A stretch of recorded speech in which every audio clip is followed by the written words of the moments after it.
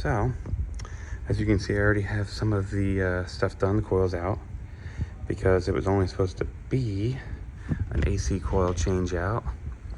I got the other guy out there. He's doing the outdoor right now. He's fitting it all up. So right before I put the coil on, I started cutting my duct board to get it all nice and pretty. And then I found this guy. Nice cracked heat exchanger. So. Before Bob heads over, do you guys need anything else for the shop?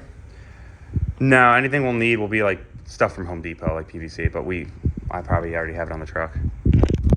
So just pretty much just the unit. Bob, you're on speaker. What's that? So we just got to rip this guy out, wait for the owner to show up with the new furnace in the rack body we have, and then we can keep ripping this out. I wasn't even gonna do a video, but I mean, now we're doing the whole system, so I'll just do a little play-by-play because we're not gonna have the gas coming in like that anymore. That's kind of dumb. So we'll get started with the rest of this.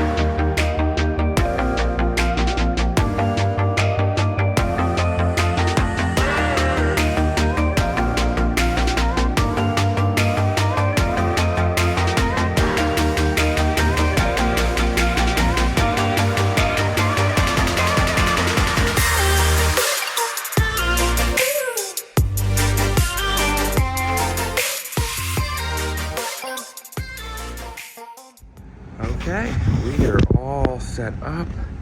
The simple AC changeout turned into a full install because of a cracked heat exchanger. So we got the, new pump in there. We got the trap safeties. I know the vinyl isn't pretty. Again, thought we were doing an AC coil. I just got my truck back from being fixed, so we were kind of not super supplied for certain things, but it still came out pretty good. It's working great. Unit outside's working great. It was flush line set, so we used what we had, so it's not crappy anymore going like straight down. And the gas line's on this side, so it comes straight down now. So definitely looks a lot better. Got my little folder with all the manuals in it. So, but other than that, it's running good. Everything's running smooth. Just gotta go upstairs and I know the pipes. Yeah, I know. Yeah, so hopefully you guys enjoyed this this little video, and I'll catch you guys in the next one.